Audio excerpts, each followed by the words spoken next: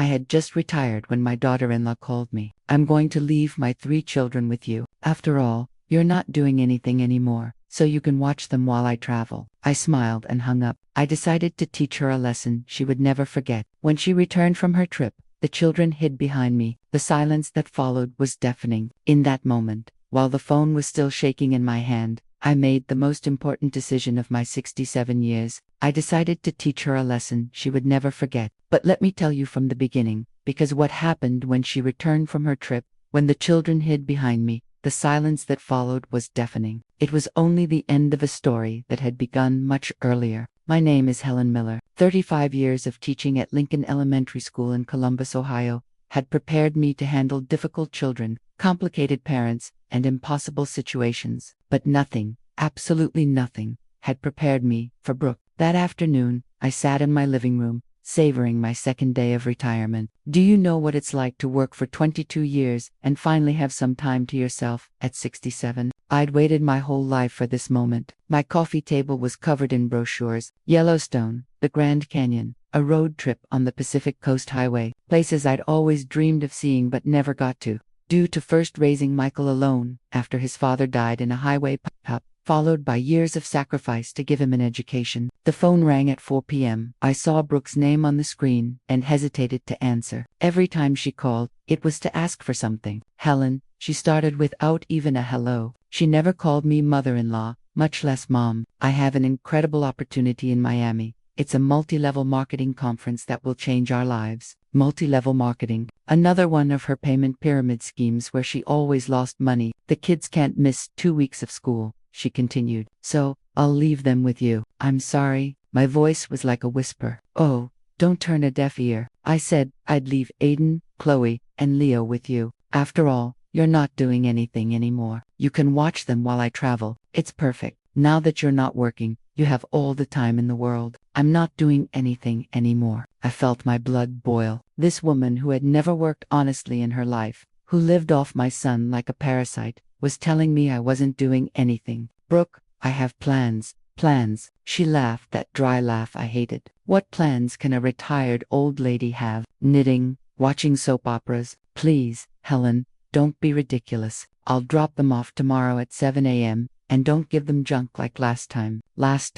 The last time I saw my grandchildren was 6 months ago, at Christmas, and only for 2 hours, because, according to her, they had to go to their other grandparents, the more important ones, the ones with money. I'm not going to watch them for you, Brooke. What do you mean, you're not? You're their grandmother. It's your duty. Besides, Michael nods. Ollie, my son, didn't even know. I was sure of it. He worked 14-hour days at the factory to support this woman. If you ever want to see your grandchildren again, you'd better cooperate, she threatened. Because I decide if they have a grandmother or not.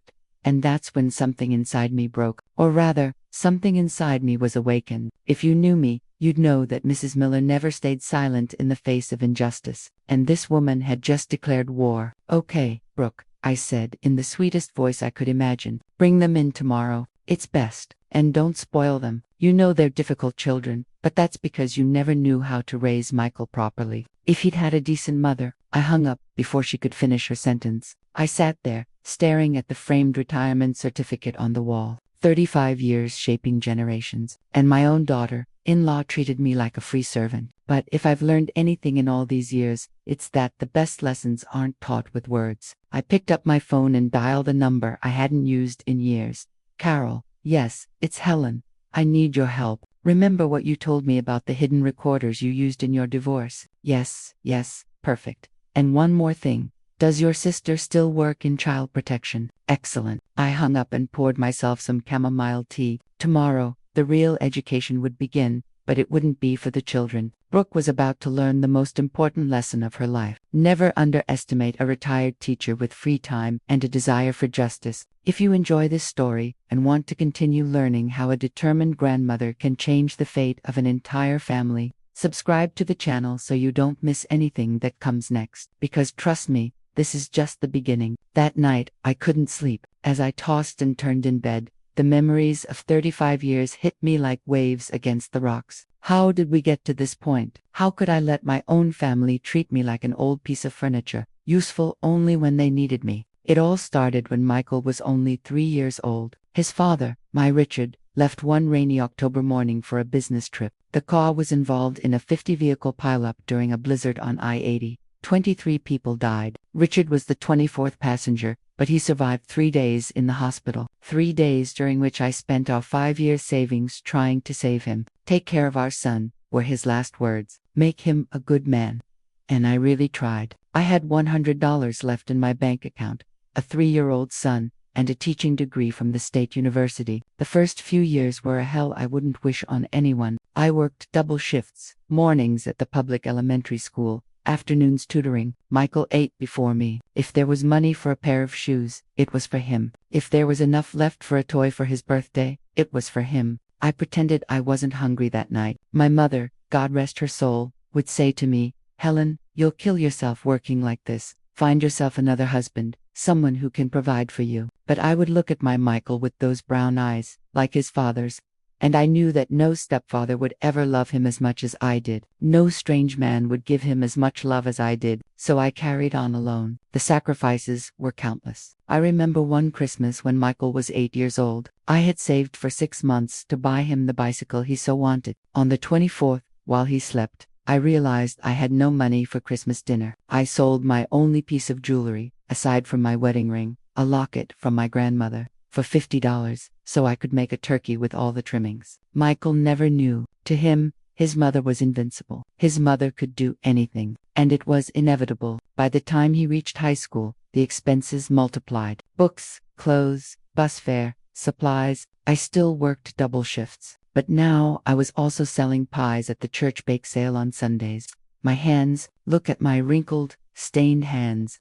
The swollen knuckles from kneading dough at 4 a.m., but it was all worth it when Michael was accepted to major in industrial engineering at the Ohio State University. I was ecstatic. My son, the widow Miller's son, the one who'd grown up without a father, was going to be an engineer. It was junior year that Brooke appeared. "Mom, I want you to meet someone special," he said to me one Sunday after church. There she was, in her pastel pink dress, her perfect smile, her glossy black hair falling in waves over her shoulders. She looked like a porcelain doll. She hugged me with a warmth that completely disarmed me. "Oh, Mrs. Miller, Michael has told me so much about you. I admire you so much, raising such a wonderful son, all by myself. You are my hero." How could I not fall into her trap? I, who had gone 20 years without a single sincere hug, other than from my son, suddenly had this beautiful young girl calling me a hero. The first few years were good, I'm not going to lie. Brooke would come to the house, help me cook, tell me about her modest family, from a small town in West Virginia. His father was a coal miner, his mother a waitress. "That's why I understand you so much, Mrs. Miller.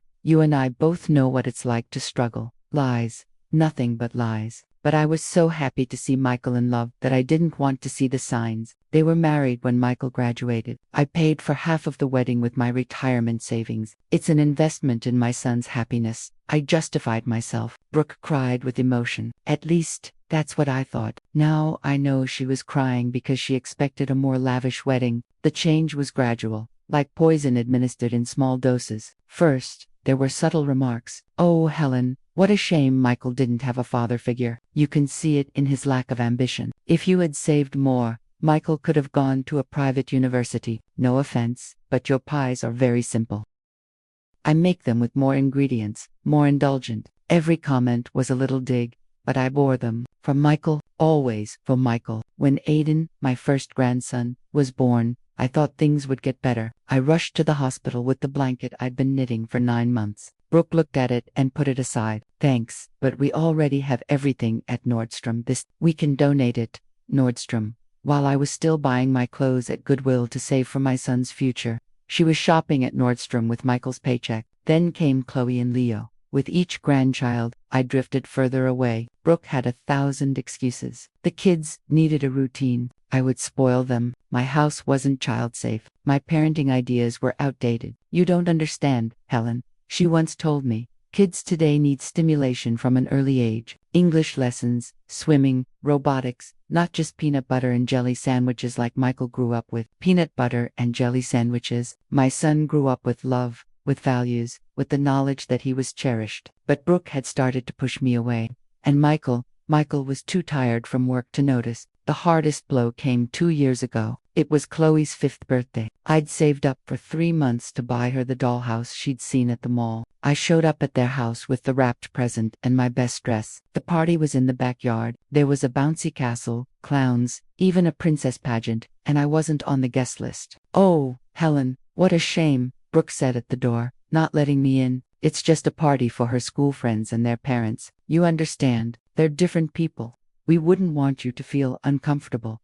Uncomfortable. The birthday girl's grandmother was going to make the others uncomfortable. I saw Michael in the background playing with the kids. He didn't look up. He knew I was there and did nothing. I left with my dollhouse and cried the whole way home. That night, I gave it to the orphanage. At least there, it would be appreciated. And now, after all that, after years of humiliation and contempt, Brooke wanted me to be her free babysitter, as if all the pain she'd caused could be erased with a snap of my fingers whenever she needed me. But what Brooke didn't know was that Mrs. Miller had learned much more than math and English in 35 years. I'd studied child psychology, studied dysfunctional families, seen hundreds of cases of narcissistic mothers who used their children as weapons, and most of all, I'd learned to wait for the perfect moment to act. I looked at the clock. 3 a.m. In 4 hours, Brooke would be knocking on my door with 3 children who barely knew me, 3 children who had been accustomed to seeing me as the poor grandmother, the boring grandmother, the grandmother who didn't deserve time.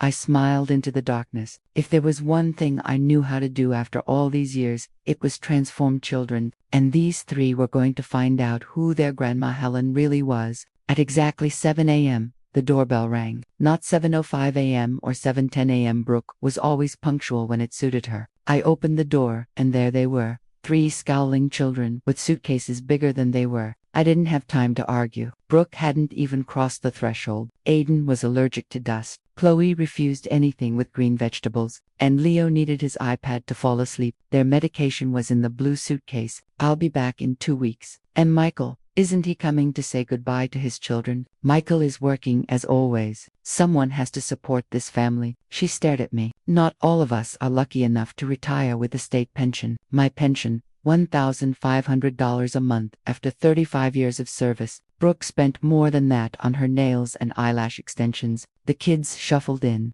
Aiden, 12, phone pressed to his face. Chloe, 10, with a constantly disgusted look on her face. And Leo, 7, already reaching for the television. "Be good for your grandmother," Brooke said half-heartedly. Then she leaned toward me and whispered, "And don't you dare fill their heads with ideas. Remember, I decide if they ever see you again."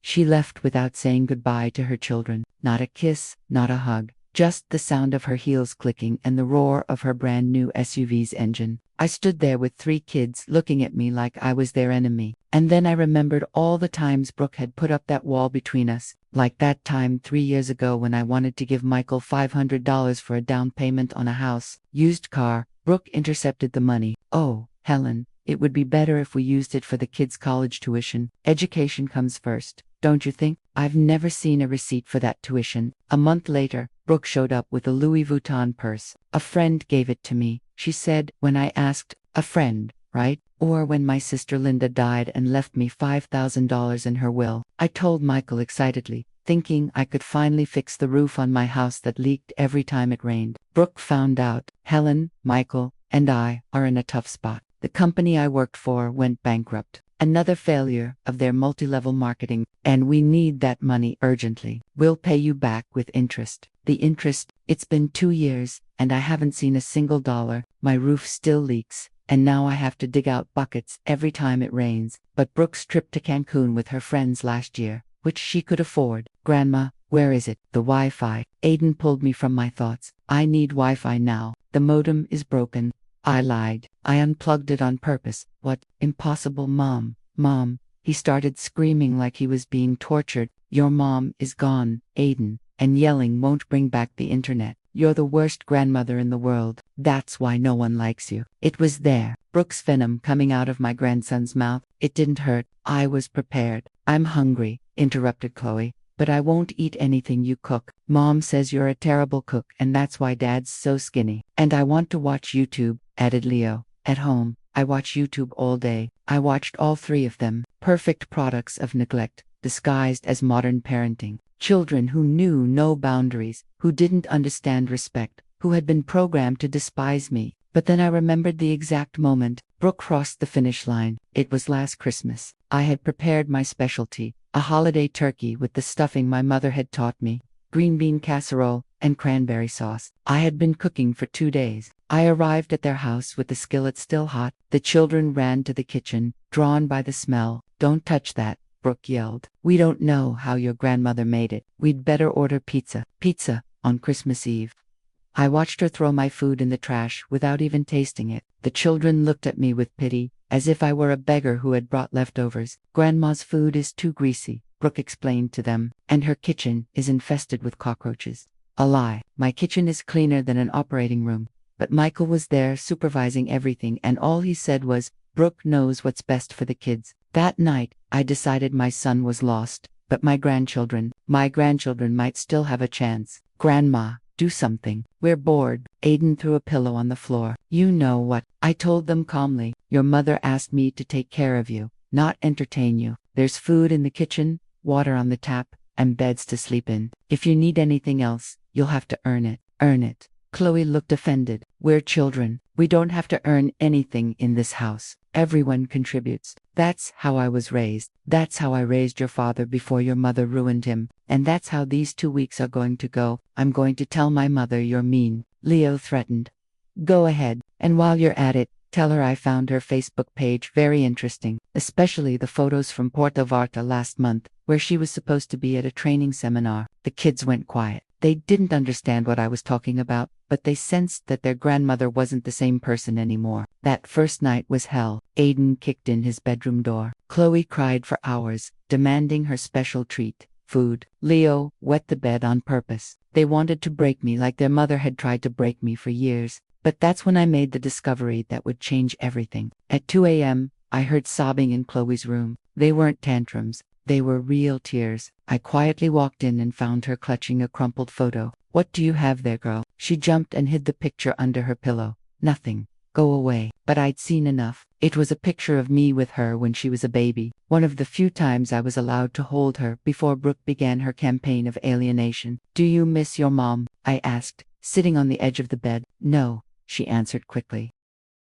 Too quickly. "Mom always leaves. She's used to it." Well, I'm used to it. It was there, the first chink in the armor. Brooke hadn't just abandoned me. She'd abandoned her own children, using money and gifts as substitutes. "Chloe, how often does your mom go on trips?" "I don't know. Once a month, sometimes more. She always says it's for work, but nothing. I'm not supposed to talk about it. Mom says family problems stay in the family. Family problems stay in the family. The golden rule for abusers. Silence." I stood up and walked to the door. Before I left, I turned around. "Chloe, would you like to learn how to make the peon cookies you loved when you were little?" Her eyes lit up for a second before going dark again. "Mom says your kitchen is dirty." "Your mom says a lot. Why don't you go figure it out for yourself tomorrow?" I closed the door, leaving Chloe alone with her thoughts. The first seed had been planted. What I didn't know then was that Aiden's phone, the one he couldn't use without Wi-Fi, contained messages that would reveal Brooke's darkest secret, messages that would explain why she really left for Miami.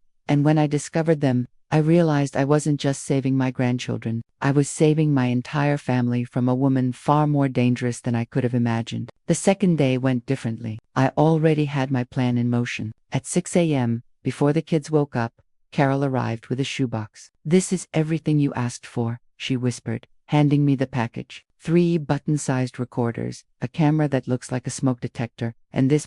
She pulled out a manila envelope.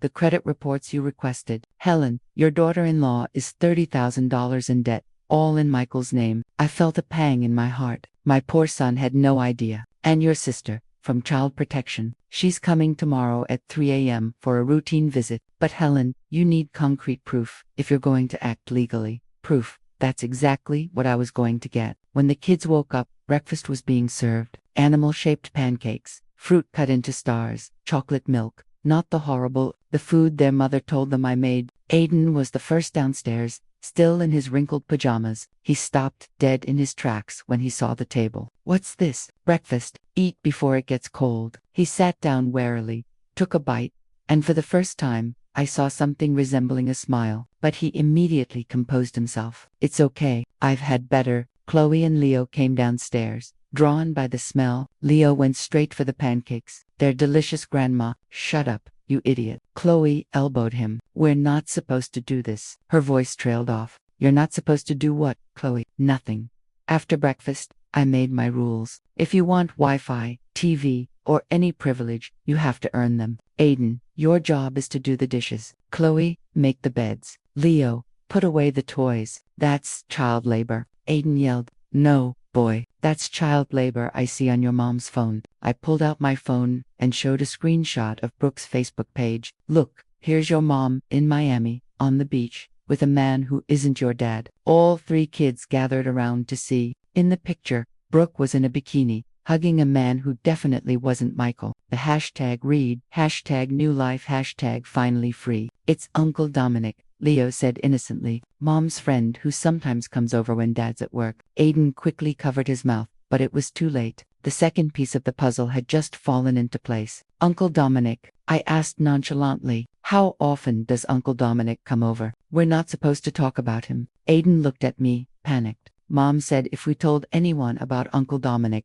Dad would be very sad and might die of grief. God, the manipulation was worse than I thought. Kids, your dad isn't going to die of grief. Adults don't work like that. But I need you to tell me the truth about everything. It's important. Why? Chloe crossed her arms. Why do you want to know? Because I love you. And when you love someone, you protect them. And right now, you need protecting. Leo was the one who broke down first. The youngest, the most innocent, the one who wasn't completely infected yet. Grandma, why does Mom say you're mean if you make such good pancakes? I don't know, sweetie. What else does your mom say about me? She says you're poor and a nuisance. That's why we can't visit you. She says your house smells bad and you're a bitter old woman who ruined Dad's life. Every word was a stab, but I kept my cool. I discreetly set up the first recorder under the dining room table. What do you think? Your house smells like cinnamon and coffee, Chloe said quietly. It smells like home. That afternoon, while the kids did their chores, protesting but getting them done, I checked Aiden's phone. I'd forgotten that these days, kids back up everything to the cloud. With a little patience, I accessed her Google account. What I discovered chilled me to the bone. WhatsApp conversations between Brooke and this Dominic. They weren't just lovers, they were planning something much worse. I've got almost everything planned, Brooke wrote. Michael signed the papers without reading them. As always, the house is already in my name. And the brats, Dominic replied. I'll leave them to the old lady as soon as he gives me a divorce. Besides, Michael works so much he barely sees them. He won't be able to file for custody, but we need more money to move to Miami permanently. The old lady has a house. It's worth at least $200,000. When she dies, Michael will inherit, and as her wife, half will be mine. Or was mine. We'll see how we can get everything back. I kept reading. Brooke had taken out 3 credit cards in Michael's name. She'd sold the car that was in his name and told him it had been stolen. She'd even tried to take out a loan using my house as collateral, but she needed my signature. Hence the monthly trips. They weren't for work. They were supposed to meet Dominic in different cities. They'd been to Cancun, Puerto Vallarta, Patel Carmen. Everything was paid for with the money Michael was killing himself to earn. I photographed everything, every message, every photo, every piece of evidence. My friend Carol was right. I had to document everything. That night, during dinner, I decided to test the kids. What do you want to do tomorrow?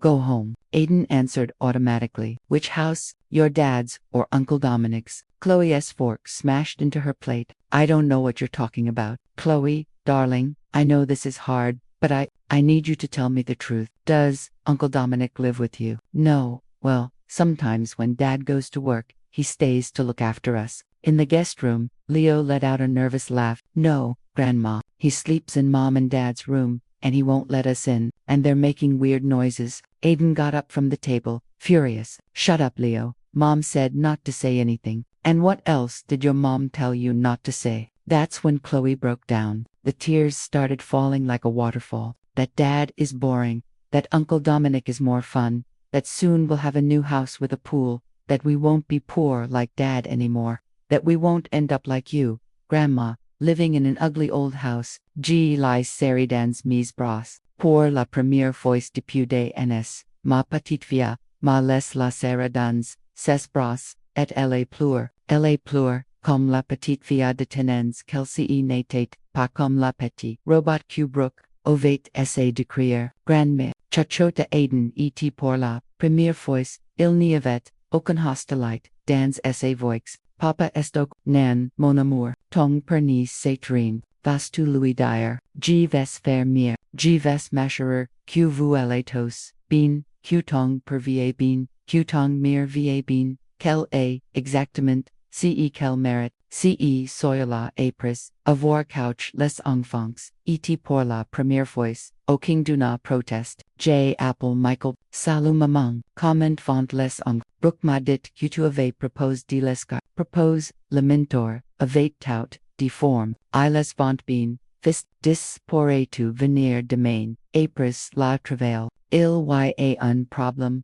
avec, la maison dont je dois te parler, est si urgent, Brooke m'a demande, de ne pas la déranger, pendant son déplacement professionnel, il s'agit d'une faute dans la toit, fella pourrait affecter la structure, si n'était pas un mensonge total, il y avait une faute, mais, je n'étais pas dans le okima, je serai vers 7 heures, j'ai recouru et regarde, le camp, 12 jours, avant la retour de Brooke, 12 jours, pour démanteler, 10 ans de mensonges de manipulations et de violences psychologiques, mais maintenant j'avais quelque chose, que je n'avais pas avant, 3 enfants qui coming caient, avoir la vérité, et la vérité, comme on dit, finit toujours, par éclater, demain, la psychologue, Michael Verret, la preuve, et la château de cartes, que Brooke avait construit, commencerait, et la guerre n'y faisait, que commencer, mais pour la première fois depuis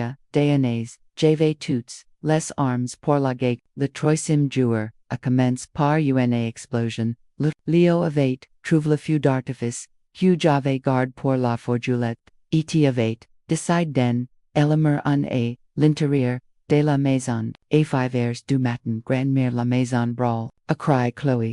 J'ai couru avec, l'extincteur Q, du yé, merci, je garde, toujours dans la cuisine, le feu d'artifice avait, bro le rideau, de la salle, amanga et templi, toute la pièce de fumée, de la Leo s'éteignait, au milieu du chaos, riant, c'est amusant.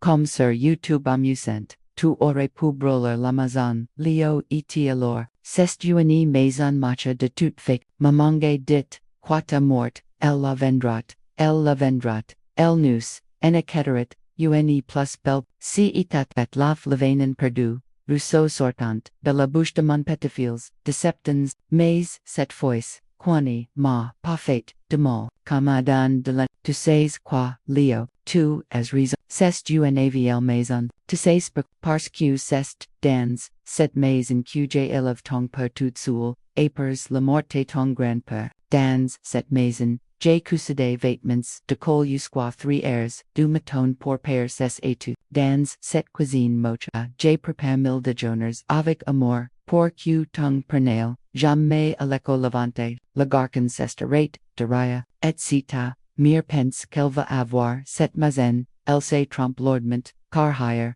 j'ai modify, mon testament, j'ai leg tout, a une fondation pour les or, des enfants, qui apprécieront, vraiment, devoir, untoit, tu n'y peux pas faire, car, cria Aiden en descendant, l'escalier, cette maison est, notre heritage, el heritage, toi qui n'y vins, jamais me voir, qui me méprises, qui me traites comme un servant, tu vaux un heritage, maman dit que c'est notre droit, j'ai sorti mon téléphone et j'ai passé l'enregistrement, que j'avais fait, la veille de leur conversation au dîner, leurs proper voix, impliciant la peace, papa estini, oncle Dominic est plus ému, on ni sera plus pauvre comme papa, ils ita entos, les toi là, tu as enregistré notre conversation, Chloé type pale, j'ai tu enregistre, ma fille, chaque mot, chaque confession, parce que compte tamir, reviendra, et essayera de te retourner contre moi, j'aurai des,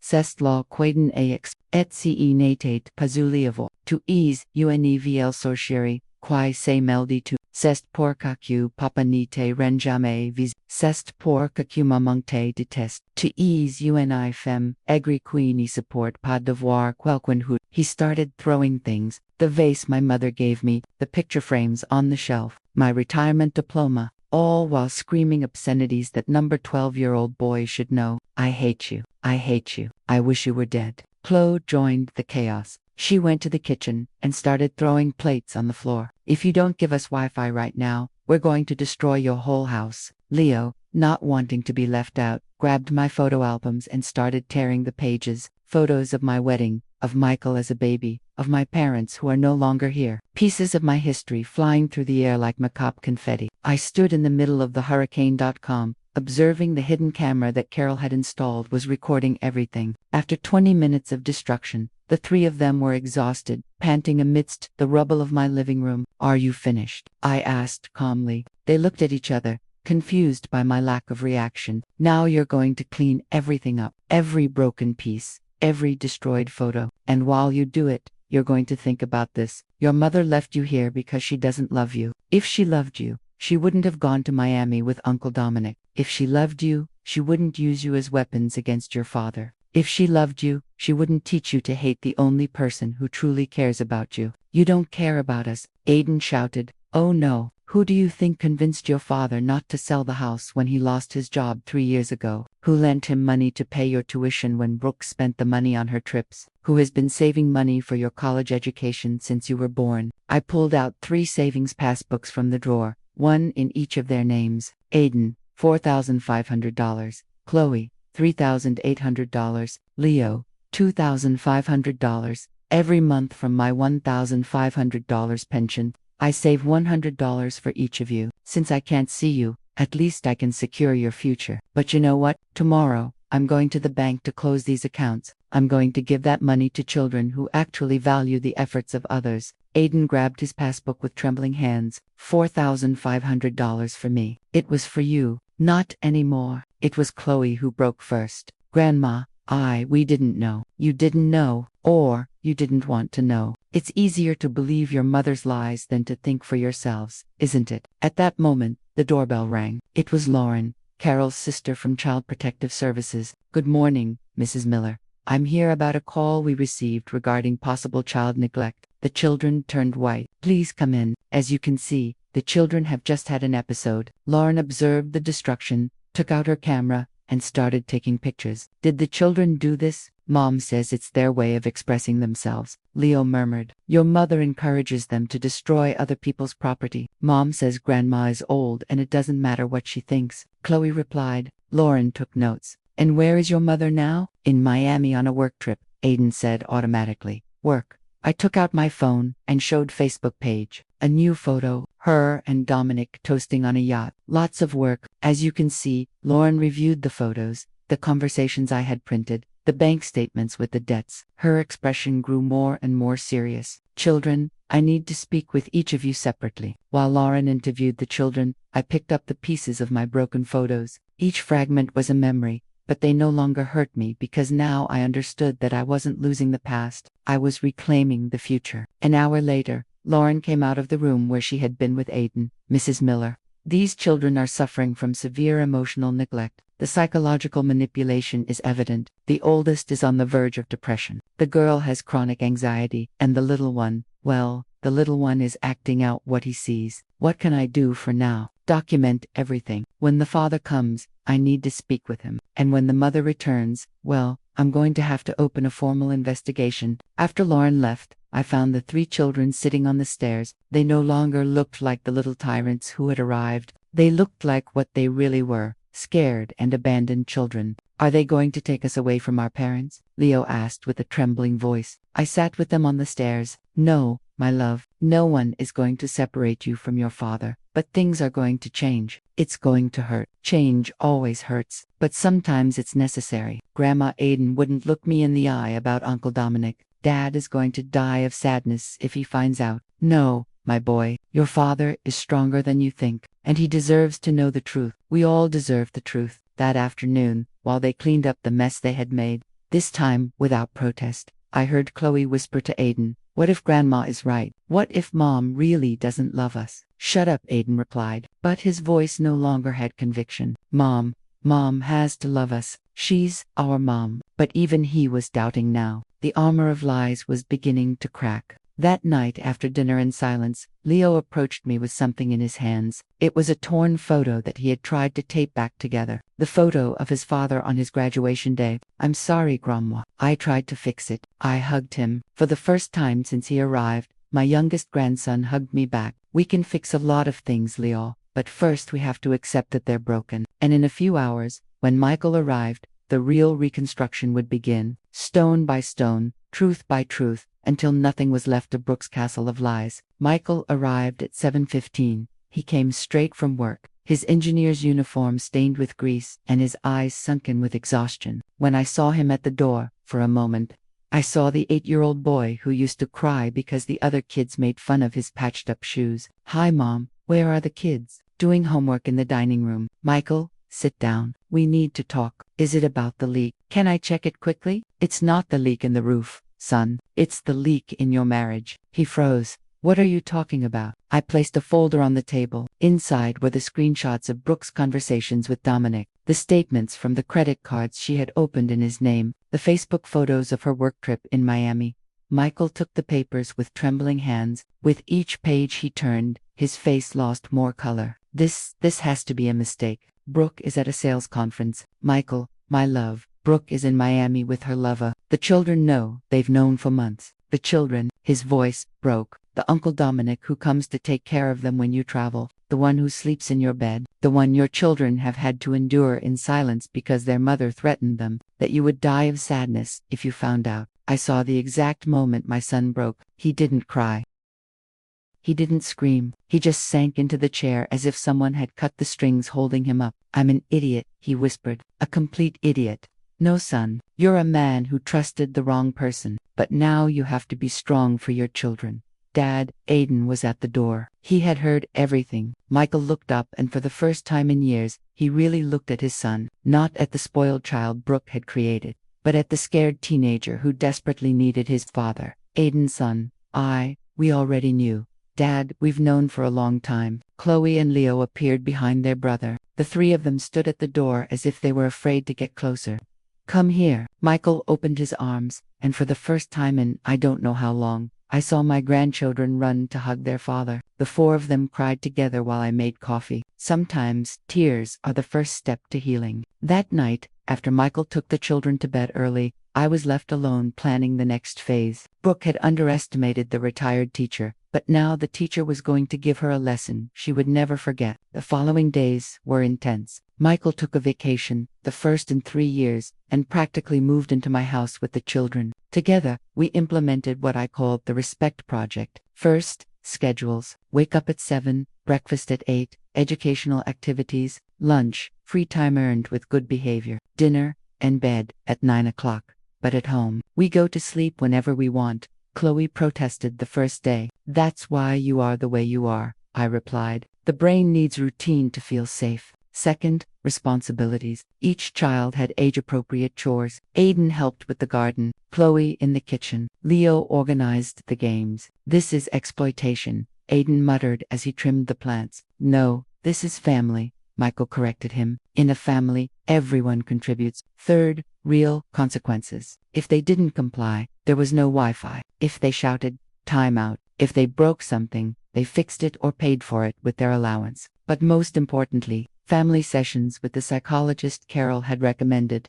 Dr. Wallace came to the house 3 times a week. These children have been used as pawns in a sick game, she told me after the 3rd session. The mother has conditioned them to reject any authority other than her own. But paradoxically, she herself is absent. It's a classic case of parental alienation combined with emotional neglect. Can it be reversed? With time, patience, and a lot of love. But yes, it can. And little by little, it started to work. On the 5th day, Chloe asked me to teach her how to make pecan cookies. As we kneaded the dough, she started talking. Grandma, why does Mom hate you so much? She doesn't hate me, my girl. She fears me. Fears you because I represent everything she is not. I worked my whole life, built something with my hands, raised a son with values. She wants everything easy, fast, without effort. And when someone like me exists, it reminds her that she chose the wrong path. Is mom a bad person? I considered my answer. Your mom is lost. She made wrong decisions and now she's so deep in her lies that she doesn't know how to get out. But that doesn't justify the harm she has done to you. On the 7th day, Aiden approached me while I was sewing Leo's shirt. Grandma,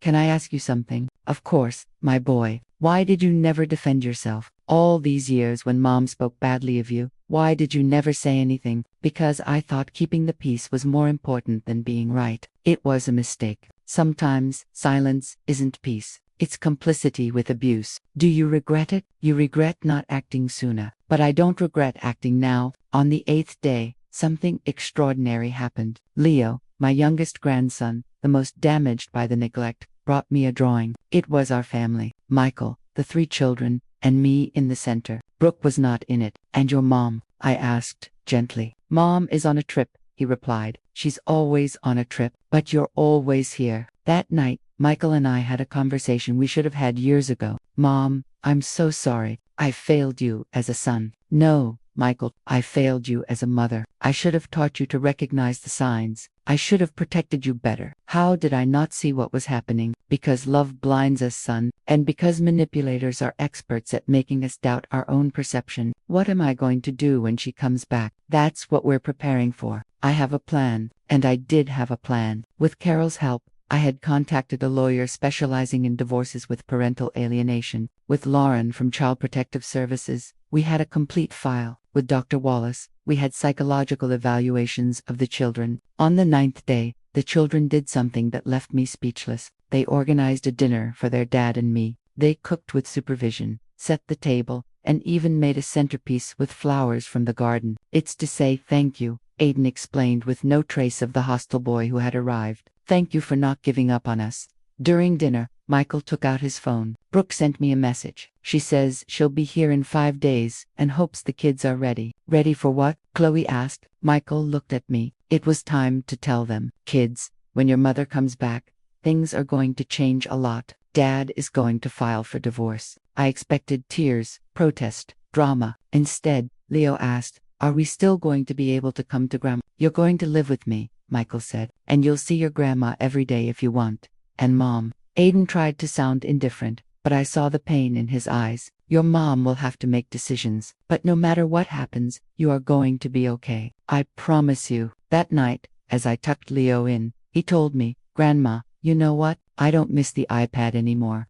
It was a small miracle, but big changes always start with small miracles. There were 5 days left until Brooke's return. 5 days to finish preparing everything, because when she walked through that door, she wouldn't find the broken children she had left, nor the submissive mother-in-law she expected to manipulate. She would find a united, strong family ready for battle. And the first, the old retired teacher who, according to her, did nothing, was about to teach her the most important lesson of her life. Never, ever underestimate the power of true love over manipulation. The 10th day began with a revelation that changed everything. Chloe came to my room at 6 o'clock in the morning, her eyes red from lack of sleep. Grandma, I need to tell you something. Something I haven't even told Dad. I sat up in bed and hugged her. What's wrong, my girl? Mom. Mom has another phone. One that Dad doesn't know about. She hides it in her makeup bag. One day, I saw it by accident and she trailed off, trembling. And what did you see? Pictures? Lots of photos of her with Uncle Dominic, but also there were documents, papers from a bank in Miami, and something about a house she bought there. My heart stopped. A house in Miami. Yes, and there was more. An email from a lawyer about custody. Mom wants to take us to live in Miami with Uncle Dominic. It said something about how the U.S. doesn't have an extradition treaty for civil cases or something like that. My God. Brooke wasn't just planning to leave Michael. She was planning to steal the children and disappear. Is there anything else I should know? Chloe hesitated, then pulled something from her pajamas. It was a USB drive. I copied everything. I don't know why I did it. Maybe because deep down I knew that someday someone would need to see it. I hugged her tightly. My 10-year-old granddaughter had to carry this secret alone, being braver than many adults. I plugged the USB into my old computer. What we found was devastating. Not only was there evidence of the house in Miami purchased in Dominic's name with money Brooke had been siphoning from their joint accounts for 2 years, but there was also a detailed plan. Phase 1, Convince M that I need a training trip to Miami. Phase 2. During my absence, Dominic will empty the house of anything valuable. Phase 3. Upon my return, I will provoke a fight with the old woman. I'll make it look like she mistreated the children. Phase 4. I'll use that to justify leaving with the children for their safety. Phase 5. Once in Miami, there's no turning back. But the worst was in an audio file. It was Brooke talking to someone on the phone. I don't care if the brats cry for their dad. They'll forget in 2 months. Besides, Michael is so pathetic he won't even fight. And if he does, I have edited videos that make it look like he hits Aiden. Technology works miracles. My friend, Chloe, was crying. Was Mom going to say that Dad hit us? Your mom was willing to do anything to get her way, but Dad has never laid a hand on us. Never. I know, my love. That's why I've been recording everything since you arrived, to protect you and your dad. Just then, Aiden walked in. What are you guys talking about? Chloe told him everything. I saw the fury grow in my eldest grandson's eyes. I'm going to kill her. I'm going to know, Aiden. You're not going to do anything violent. That's exactly what she wants. A bad reaction to use against you. We're going to be smarter than her, with the truth and with the law on our side. I immediately called the lawyer I had contacted. When I explained the situation, he told me to come immediately with Michael. While we waited for Michael, who had gone to run some errands, Leo joined us in the living room. Why is everyone sad? We're not sad, my love, I told him. We're preparing for what? To protect our family. Leo thought for a moment. Then he said something that broke my heart. Grandma, I know Mom doesn't love me. Once I heard her tell Uncle Dominic that I was a mistake, that if it weren't for me, she would already be free. 7 years old, my 7-year-old grandson had heard his own mother call him a mistake. Leo, look at me. You are not a mistake. You are a gift. And if your mother can't see that, it's her loss, not yours. Then why did she have me? Aiden answered before I could trap Dad. Mom got pregnant with you right when Dad had asked for a divorce the first time. Dad wanted a divorce before. Chloe was surprised. 3 years ago, I heard them fighting. Dad had found out that Mom had spent Grandpa Richard's insurance money on a trip with her friends. But then Mom told him she was pregnant with Leo, and Dad stayed. I started connecting the dots. Richard's life insurance. I never knew how much it was, but Michael had told me he would save it for the children's education. Now I understood where it had gone. Michael arrived with a distraught look on his face. Mom, I went to the bank. Brooke emptied our savings account yesterday. $38,000. Everything we had saved in 10 years. Sit down, son. There's more you need to know. I showed him everything. The documents, the audio files, the plan. With each piece of evidence, Michael seemed to age years. How could I have been so blind? Dad, Aiden, sat next to him. It's not your fault. Mom is a very good liar. She fooled all of us. But I'm their father. I should have protected them. You're protecting us now, Chloe said. That's what matters. The lawyer arrived at noon. Mr. Martinez, a man in his 60s, with the face of a bulldog but kind eyes. With all this evidence, we can not only prevent her from taking the children, but also request a restraining order. Attempted parental kidnapping is a serious crime, plus the financial fraud. We're talking about jail time. I don't want her to go to jail, Michael said. I just want my kids to be safe. Dad, she was going to accuse you of hitting us. Aiden reminded him. She was going to destroy you. Still, I don't want her children to see their mother in prison. Martinez nodded. I understand. We can negotiate. She gives up custody, returns the money, and there are no criminal charges. But we need to act fast. What if she suspects something? She arrives in 4 days, I said.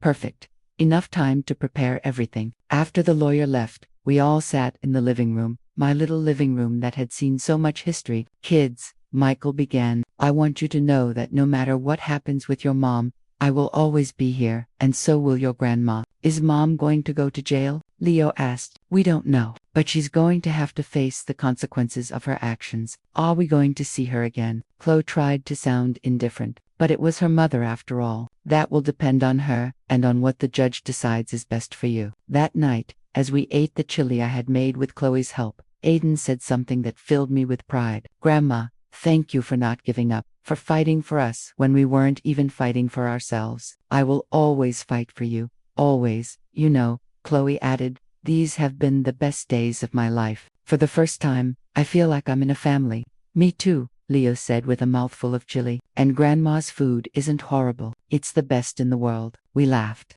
For the first time in years, we laughed as a family. But while the children watched a movie in the living room, Michael and I had a more serious conversation in the kitchen. Mom, I'm scared. What if Brooke becomes violent? What if she tries to take the kids by force? That's why we have the plan. The day she arrives, the children will be at Carol's house. The police will be alerted. The lawyer will be present. She won't be alone with them for a single minute. And what if the kids miss her later? What if they hate me for separating them from their mother? The children will miss the mother they never had, not the one they do have. And, with therapy and love, they will heal. We will all heal. I looked at my grandchildren in the living room, cuddled on the sofa, watching the movie. In 10 days, they had changed so much. They were no longer the little broken tyrants who had arrived. They were children, just children who needed love and boundaries. There were 3 days left until Brooke's return. 3 days to finish legally protecting these children, because what Brooke didn't know was that while she was enjoying herself in Miami, an army had risen here, an army of love, truth, and justice. And we were ready for war. The last 3 days before Brooke's return were the most intense and beautiful of my life. It was as if the universe had given us this time to build the foundation that should have existed from the beginning. The 11th day dawned rainy. While I was making breakfast, I found Aiden in the living room, looking at a photo album I had rescued from the destruction of the first day. That's Dad. He pointed to a photo where Michael was his age. Yes, he had just won the state math competition. Look at the pride on his face. He looks like me. No, my boy, you look like him. And not just physically. You have his intelligence, his nobility. You had just buried it under pain. Aiden turned the page. There I was, 35 years old, with my first group of students. You looked happy, Grandma. I was happy. Teaching was my passion. Like cooking, like loving you all. Why did you let Mom push you away from us? I sat next to him, out of cowardice. I thought that if I didn't make waves, one day she would change. But abusers don't change with submission. They get stronger. Grandma, do you think I'm like Mom? Sometimes I feel so much rage inside. Rage doesn't make you bad. Aiden, what you do with it is what defines who you are. Your mother uses her rage to harm. You can use it to protect, to build, to change what is wrong. That morning, we did something special. I taught them how to make my mother's chili. 32 ingredients, 4 hours of preparation, a ritual I had waited years to share with them. Why is it so complicated? Chloe asked as we ground the spices. The best things in life require time, patience, and love. There are no shortcuts for what is truly worthwhile. Leo was in charge of toasting the spices. His little face of concentration was pure poetry. It smells like Christmas, he said. It smells like tradition. I corrected like history. My great-grandmother, your great-great-grandmother, made this chili. She survived the Great Depression, 2 world wars, and now it lives on in us. Are we history? Leo seemed amazed by the idea. We are living history, my love. Each of us carries the stories of those who came before. While we cooked, Michael worked at the dining room table with the lawyer, signing documents, preparing the legal strategy. From time to time, he would look at us with a sad smile. Dad seems different, Chloe observed. Your dad is waking up from a very long dream, I explained. It hurts to wake up, but it's necessary. That afternoon, Dr. Wallace came for a special family session. I want each of you to write a letter to Brooke, not to send it, but to get out what you're carrying inside. Aiden wrote 3 pages of fury. Chloe, 1 page of questions. Leo drew his mother as a monster with suitcases instead of hands. Michael wrote only 1 line. I forgive you, but I will not allow you to cause any more harm. I wrote, I failed as a mother-in-law by not stopping you sooner. I will not fail as a grandmother. Now, the doctor said, I want you to burn them. Let go of the pain. In the backyard, under the light rain, we burned the letters in a clay pot. As the paper turned to ash, Leo asked, Are we free now? Now we begin to be free, the doctor replied. The 12th day was for practical preparation. Carol came with her sister Lauren from CPS. The day Brooke arrives, the children will be at my house, Carol explained. It's better they don't witness the initial confrontation, but I want to see Mom's face when she realizes we know everything. Aiden protested. No, my love, I intervened. Revenge is not our goal. Protection is. Lauren reviewed all the documents. With this, we can request emergency custody from Michael. Brooke won't be able to get near the children without judicial supervision. What if she comes with that Dominic guy? Michael asked. We'll have a patrol car nearby. Any sign of violence, and they'll intervene. That night, while the children were sleeping, I found Michael in the garden looking at the stars. What are you thinking about, son? About Dad. Do you think he would be disappointed in me? Your father would be proud that you are finally doing the right thing. It took me a long time, but you got there. That's what counts. Mom, how did you manage to raise a son alone? How did you find the strength? I didn't find it. I built it day by day, decision by decision, just like you are building it now. On the 13th day, the last day before Brooke's return, we decided to do something special. A real family day. We went to the park where I used to take Michael when he was a boy. The children ran, played, got dirty. For the first time in years, I saw them just being kids. Grandma, look, Leo had climbed the tallest tree. I can see the whole city. Be careful, I shouted, but Michael stopped me. Let him, Mommy needs to feel brave. Chloe and I sat on a bench, eating corn on the cob. Grandma, when Mom comes back, is all of this going to end? No, my girl, this is just beginning. What's going to end is the fear, the manipulation, the lies. What if Mom cries? Whenever she cries, Dad forgives her for everything. Not this time. This time your dad has something stronger than your mom's manipulation. What the truth? And you all, to protect. Aiden approached us with cotton candy for everyone. I spent my allowance, but it was worth it. That's my grandson, learning that giving is worth more than receiving. At sunset, we returned home. The children were exhausted, but happy. While I was making dinner, I heard them talking in the living room. Do you remember when Mom used to bring us here? Leo asked. Mom never brought us here, Aiden replied. Mom never took us anywhere that wasn't the mall, but Grandma did, Chloe said. In just 13 days, Grandma has given us more than Mom has in years. My heart swelled with love and sadness at the same time. During dinner, Michael made an announcement. Tomorrow is going to be a difficult day, but I want you to know that no matter what happens, we are a family, and real families protect each other. Is Mom not family? Leo asked, confused. Mom is your biological mother, but family. Family is who is here when things get tough. Family is who loves you unconditionally. Then Grandma is more family than Mom. Leo concluded with the simple logic of children. That night, as I tucked them in, each one said something I will cherish in my heart forever. Aiden, Grandma,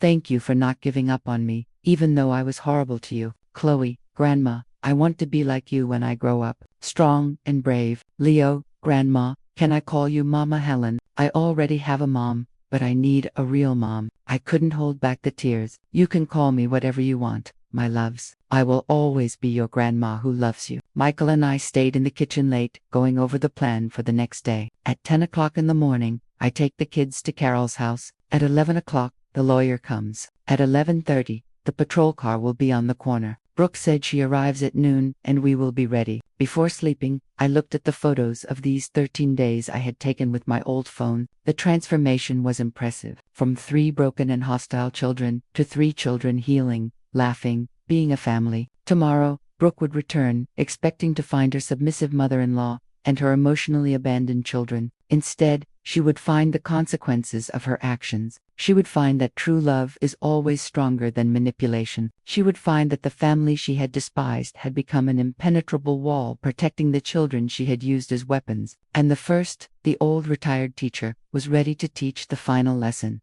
the most important one. The definitive one. It was 11:58 in the morning. Michael and I were sitting in the living room with Mr. Martinez beside us. The documents were on the coffee table like soldiers, ready for battle. My phone showed a message from Carol. The kids are fine, playing in the yard. They don't suspect a thing. At 12:03, we heard the engine of Brooke's SUV. My heart was beating so hard I was sure Michael could hear it. Calm down, Mom, he said, taking my hand. She has no power over us anymore. The door opened without a knock. Classic Brooke, walking in as if she owned the place. She was tan, wearing a new dress that probably cost more than my monthly pension, and dragging a Louis Vuitton suitcase.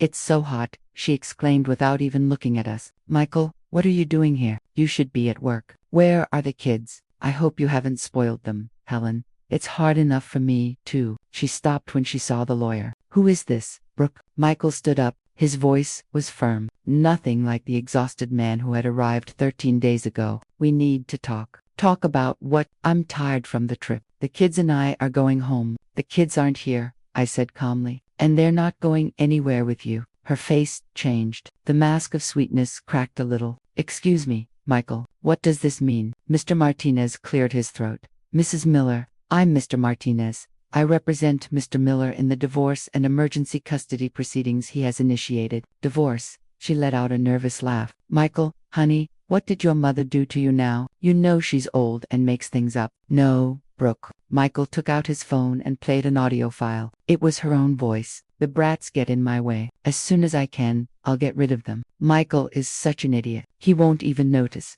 The color drained from Brooke's face. That's edited. It's illegal to record someone without their consent. It's also illegal, the lawyer interjected, to open credit cards in your husband's name without his knowledge. $30,000 in debt. Ma'am, I don't know what you're talking about. Michael placed the bank statements on the table. 3 cards, Brooke, all documented. We also have, I continued, evidence of the house in Miami, the one you bought with Dominic using the money you stole from the savings account. I didn't steal anything. It's joint money which you emptied without your husband's consent to buy a property in your lover's name. The lawyer specified, that's marital fraud. Brooke looked at me with pure hatred. This is all your fault. You meddling old woman. You always wanted to separate me from Michael. No, Brooke, you separated yourself. I just documented your crimes. Crimes, please. What are you going to do? Sue me for being unhappy in my marriage? No, said Martinez, pulling out another document. For attempted international parental kidnapping, we have your complete plan to take the children to Miami without paternal consent. Brooke staggered. She had to grab the back of the sofa. The children are mine. I gave birth to them. Children are not property, I replied. And after 13 days with me, they made a decision.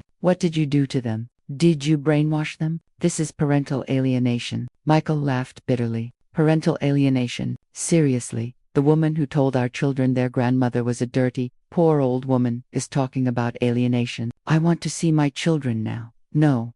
Michael's voice was pure steel. First, we're going to establish the rules. Martinez opened his briefcase. Ma'am, you have 2 options. First, you accept the divorce, waive custody, return the stolen money, and leave without making a scene. In return, we don't press criminal charges. And the second, we fight in court. With the evidence we have, you will not only lose the children, but you will also face charges for fraud, attempted kidnapping, and psychological abuse. 3 to 5 years in prison. Brooke collapsed onto the sofa. For the first time since I'd known her, I saw her without a mask. And what I saw was pathetic. An empty woman who had built her life on lies. You can't do this to me. I have rights. The children also have rights. I said the right not to be manipulated, used, and emotionally abandoned. I never abandoned them.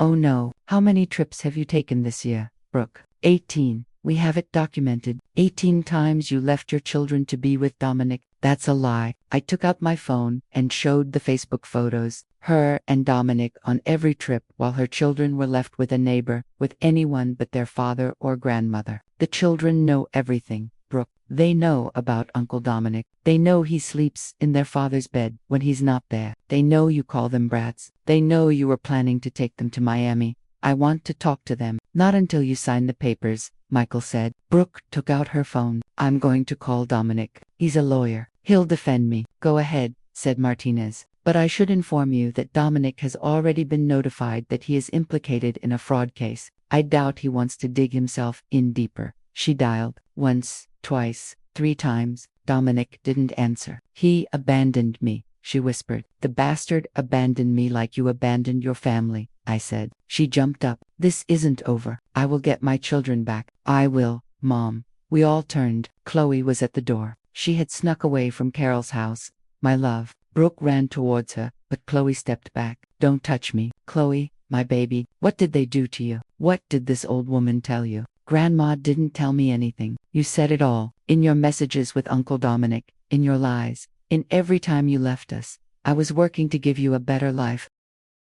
No, you were traveling with your lover while we thought we were orphans with living parents. Aiden and Leo appeared behind their sister. Carol came running after them. I'm sorry, Helen. They snuck out when I wasn't looking. It's okay, I said. Maybe they needed to do this. Brooke tried to approach Aiden's son. My love, your sister is confused? No, Mom. You're the one who's confused if you think we're going back with you. I am your mother. A mother doesn't call her son a mistake, Leo said in his little voice. I heard you. You told Uncle Dominic that I was a mistake. Brooke turned pale. No, I didn't. You're making that up. A mother doesn't steal her children's college money. Aiden added. A mother doesn't use us as an excuse for her lies. Chloe continued. A mother protects us, the three said in unison. Like Grandma does. The silence that followed was deafening. I could hear the ticking of the wall clock, the hum of the refrigerator, even Brooke's ragged breathing. You're going to pay for this, Helen, she finally hissed. You don't know who you're messing with. I know exactly who I'm messing with. A narcissist who mistook kindness for weakness. But it's over. Brooke, sign the papers and go. And if I don't want to, Michael stood up, then we'll see you in court. And believe me, with what we have, you won't just lose the children, you'll lose everything. Brooke looked at her children one last time. For a moment, it seemed like she was going to cry. But narcissists don't cry for others, only for themselves. She grabbed the papers, signed them furiously, and threw them on the table. I hope you're happy. You've just taken a mother away from these children. No, Leo replied with a maturity beyond his 7 years. We just gained a family. Brooke stormed out, slamming the door. The engine of her SUV roared and faded away, taking 10 years of toxicity with it. The children ran to hug their father. The 4 of them cried, wrapped in an embrace, while I went to make chamomile tea for everyone. Is she gone for good? Chloe asked. I don't know, Michael answered honestly. But if she comes back, it will be on our terms. And if she doesn't come back, Leo's voice trembled. I sat with them on the floor, something I hadn't done in years. If she doesn't come back, we will move on because you don't beg for love. My children, love is given freely, or it isn't love. Aiden looked at me. Grandma, are you okay? I'm better than okay, my boy. For the first time in 10 years, this family is free. That night, as we ate the chili we had prepared days before, Michael raised his glass of iced tea. To Mom, to the woman who saved us all. To Grandma, the children shouted, but I raised my glass for something else. To the truth, because in the end, the truth always wins. And as I looked at my family, my real family, gathered around my humble table, I knew that all the pain had been worth it. The teacher had taught her last and most important lesson. It's never too late to stand up for what you love. 3 weeks had passed since Brooke slammed the door. 3 weeks of peace that were shattered one Thursday afternoon when she showed up unannounced. But this time she wasn't alone. I was in the garden with the children teaching them how to plant tomatoes. When we heard voices at the entrance, I demand to see my children. I have a court order. Michael had gone to work. We were alone, but I was no longer the same helpless woman from before. Kids, go inside the house now. But Grandma, Aiden began. Now they obeyed. From the window, 3 scared little faces watched. At the entrance stood Brooke, a man I assumed was Dominic, and a woman with a folder. Mrs. Miller, the woman introduced herself. I'm from social services. We received a report of child abuse and neglect against you. Of course, Brooke's counterattack. Perfect, I replied calmly. Come in, check whatever you like. Brooke smiled maliciously. I also reported that my husband is an alcoholic and violent, and that you cover for him, Dominic added. We have witnesses who will confirm everything. Witnesses? I laughed. How much did you pay them? The social worker, a young woman named Patricia, seemed uncomfortable. Ma'am, I need to speak with the children alone. Of course, but first, can I show you something? I took out my phone and played a video. It was from day 3 when the children destroyed my living room. It clearly showed me remaining calm while they acted violently. This is what Brooke calls abuse, not responding to violence with violence. Patricia watched intently. The children did that. Ask them, and ask them why they did it. That doesn't prove anything. Brooke shouted. This old woman has them threatened. At that moment, Michael arrived. He had left work early. Behind him were Mr. Martinez, and to my surprise, Lauren from Child Protective Services. Patricia, Lauren greeted her colleague. What are you doing here? We received a report. Yes, we were notified. That's why I came. This family has been under my supervision for 3 weeks. I have a complete file. Lauren pulled out a thick folder. Psychological evaluations of the children, therapy reports, evidence of emotional neglect by the mother, attempted international kidnapping. That's false. Brooke was losing control. We also have this. Michael took out his phone. Recordings of Brooke admitting the reports are false. He pressed play. It was a conversation between Brooke and Dominic from that very morning, recorded because Dominic, trying to save himself, had started recording everything. It doesn't matter if it's true or not, Brooke's voice said. I just need CPS to believe me to get the broths back. With them in my possession, Michael will give me whatever I want. Dominic turned pale. You told me you didn't know I was recording. You imbecile. Brooke slapped him across the face. Patricia, the social worker, was speechless. Mrs. Miller, this is very serious. Filing false reports is a crime. I want to talk to my children. Talk to them, I said. But from here, kids, you can come out. The three of them came out holding hands. They stood 10 feet from their mother. Tell this woman the truth, Brooke ordered. Tell her how your grandmother abuses you. Grandma taught us how to cook, Leo said. Grandma listens to us, Chloe added. Grandma loves us, Aiden concluded. You just use us. She brainwashed you. It's parental alienation, Lauren intervened. Mrs. Miller, in my 20 years of experience, I have never seen such a clear case of projection. You accuse others of exactly what you do. I have something else to show, I said. I went into the house and came out with a box. These are all the cards, drawings, and letters the children have made for me over the years that you threw in the trash. I rescued them from the can when I came to visit. Look at the dates. Patricia reviewed the contents. There were dozens of discarded expressions of childhood love. For my grandma that I can't see, she read from a letter from Chloe from 2 years ago. I miss you, but Mom says you're busy. There's also this. Michael pulled out an envelope. The results from the private investigator I hired. Brooke has been living a double life, not just with Dominic. She has profiles on 3 dating apps, all active. Dominic exploded. What? You told me I was the only one. Shut up, you silly. Brooke was cornered. Patricia closed her folder. I've seen enough. Not only is there no evidence of abuse by Mrs. Helen Miller or Mr. Miller, but there is clear evidence of manipulation and false reports by Mrs. Brooke Miller. Furthermore, Lauren added, I am going to recommend that the mother's visits be supervised and that the children continue therapy. You can't do this. Yes, we can, said Martinez. And there's more. Mrs. Miller, you are being sued for fraud. The banks have already been notified of the fraudulent credit cards. Brooke looked at me with a hatred that could melt steel. This is all your fault. No, Brooke, I only brought to light what you did in the darkness. It was then that Dominic spoke. I'm leaving, Brooke. You lose. I'm not going down with you. You can't leave me. You promised we would be together. You promised you were rich, that the house in Miami was yours. It was all a lie. Dominic left, leaving Brooke alone in the yard. For the first time, I saw her as she truly was, an empty woman who had gambled everything on lies and lost. You have 5 minutes to leave, Michael said, or I'm calling the police. Brooke approached the children one last time. Someday you will understand what you did to me, and you will regret it. No, Aiden replied with surprising maturity. Someday, maybe you will understand what you did to us, and I hope you regret it. Brooke left. This time, she didn't slam the door. She left defeated, empty, alone. That night, as we ate dinner, Chloe asked, Do you think Mom will ever change? I don't know, my love, Michael replied. But that's not our problem anymore. Do you hate her? Leo asked. I thought carefully before answering. I don't hate her. I pity her. Imagine living your whole life without being able to truly love, without knowing real happiness. That is her prison, one she built herself. 6 months later, it was Saturday morning, and my house was filled with laughter. Not just from my grandchildren, but from 6 other children from the neighborhood. My living room, the same one that was once destroyed in a fit of rage, was now a small art workshop. Grandma Helen, look at my painting. A little 5-year-old girl showed me her work, a smiling sun over a house. After the scandal with Brooke, the story got out in the neighborhood. But instead of negative gossip, I received support. And when I mentioned that I missed teaching, the moms started asking if I would give private lessons. Now, I had Helen's art house, classes in painting, crafts, and traditional cooking for children. I charged a fair price, $20 per class. But the real payment was seeing those happy little faces. Mom. Michael came in with coffee and cookies for everyone. He had changed so much. The exhausted and defeated man now smiled. He had gained a healthy amount of weight, and his eyes sparkled. How's the class going?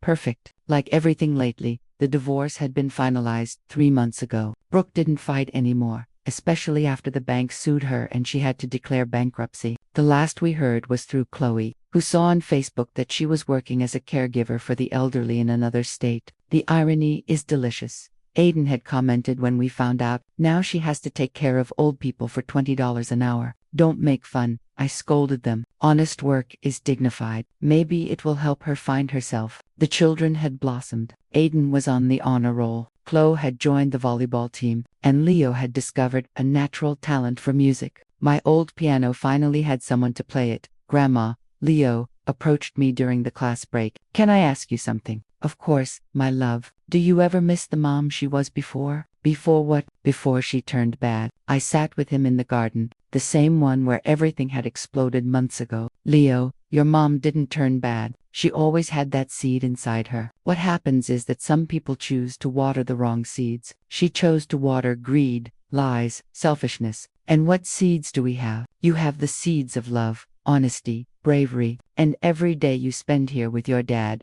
with me, those seeds grow stronger. That afternoon, after all the children had gone home, my family stayed for the Saturday dinner that was now a tradition. Michael cooked. He had discovered he had a talent. The kids set the table, and I enjoyed watching them. I have some news, Michael announced during dessert. I got promoted, production manager. With the raise, I can pay off all the debts Brooke left in a year. Dad, that's incredible, Chloe shouted. And there's more. I was thinking, Mom, what if we expand your little school? We could build a proper classroom in the backyard.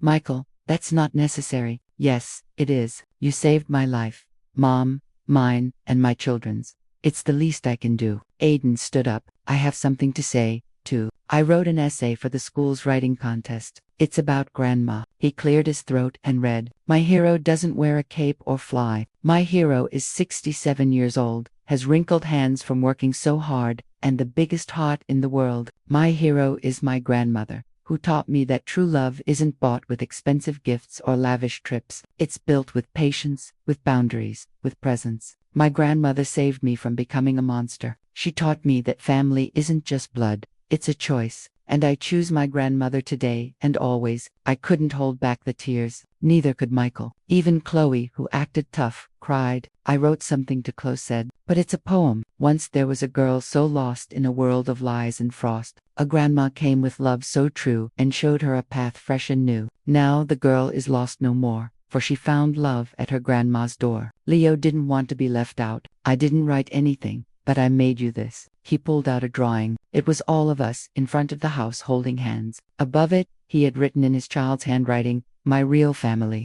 That night, after everyone had gone to sleep, Michael and the kids stayed on weekends. I went out to the garden. The full moon illuminated my tomato plants, which were already beginning to bear fruit. I thought of Richard, my husband. I did it, my love. I raised our son, and now I'm raising our grandchildren. Not how we imagined, but I'm doing it. I thought of Brooke alone somewhere taking care of the elderly for pennies. I hope you find peace, I whispered to the wind. I hope one day you understand that love isn't manipulated, it's cultivated. And I thought of myself, the retired teacher who didn't do anything anymore. I smiled.